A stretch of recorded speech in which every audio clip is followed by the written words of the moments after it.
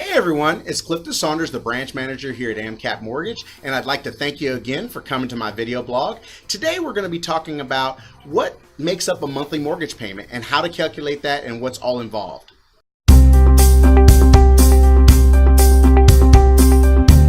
Alright, today we're going to be talking about your mortgage payment and what entails in it and all the myths and rumors about it. One of the common questions I get is, hey Cliff, I seen this billboard and it says this house is for $300,000 and the payment's only $1,200 a month. And I'm like, oh my God, don't get caught in that trap. I hear it all the time. And what that comes into is the first part of your mortgage payment, which is the principal and interest. Now, how you calculate the principal and interest is you take the loan amount times your loan term times your interest rate, and that's going to help you calculate what your principal and interest is. This is only what you pay the bank, which doesn't encompass the entire payment. Your entire payment consists of, like to call it, you'll hear it in the industry, PITI, which stands for principal, interest, taxes, and insurance, which we're going to talk about a little bit further in the video. But the first thing is just principal and interest. You got to keep in mind, that's just what you pay the bank. And that's what's being reduced each month that's being paid off on your principal on the house and what you're paying the bank for interest. And then of course, there's more things which we're going to talk about next. All right. The next part of your principal, interest, taxes, and insurance is your escrow account. Now, if I was just paying my principal and interest, that might be that $1,200 in that $300,000 category. But people always tend to forget the taxes and insurance on a property. If you own a home, you've got to pay real estate taxes, and of course, you want to insure that property. And in most cases, I say a general rule of thumb is in our area or the Houston area, you'll generally see that taxes run about 2.5% of the sales price of a home in most cases, and insurance runs about 1 to 1.1% of the area.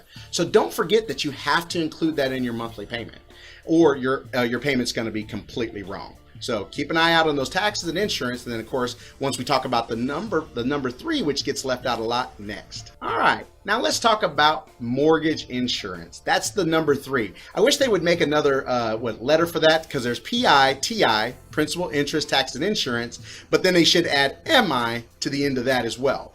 Now, a lot of times that gets left off because people don't think they should have mortgage insurance. Now, unless you're putting 20% down on mortgage loan, you're going to have mortgage insurance. That's the only way to get rid of mortgage insurance, is by paying off 20% of your house or putting down 20% on the home. And mortgage insurance varies from loan to loan. The only loan that doesn't have monthly mortgage insurance is a VA loan. But if you're getting a USDA loan, a conventional loan, or an FHA loan, you're going to have mortgage insurance. And a lot of times people get that confused with homeowners insurance. This is not insurance that in the event that your house burns down, that was in our previous step number 2 of the mortgage payment. Mortgage insurance is insurance against foreclosure of the home. It's basically allowing the bank to loan on a less, with less down payment to you, and it gives them a security in the event that, hey, if you don't pay your mortgage, I always like to use this example is, hey, I buy a house for $300,000, like in our example, and the house goes great, and I'm living in the house for a little bit of time, and then all of a sudden I lose my job, and I'm mad at the bank, and I kung fu that house up on my way out the door, and now the bank can only sell that house for $240,000. Well, you think they're losing $60,000, but they're not. In the end, if you stop paying and they ultimately have to foreclose on you, they actually go to the mortgage insurance company and file a claim to get a portion of their losses.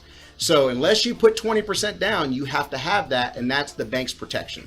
So keep in mind, your payment is not just principal and interest. Think principal, interest, taxes, insurance, and mortgage insurance if you put less than 20% down. So I hope that explains the mortgage payment, and we'll talk to you soon. Thanks again for watching my video blog. I hope this was very informative to you. And as always, if you have any questions or if you need anything from me and my team, just reply to this email, and please share it on social media. And if you know anybody who's looking to buy, sell, or refinance a home, click the refer a friend or family over to us, and we'd love to help them and get them to the closing table as well. So have a blessed day, and we'll talk to you soon.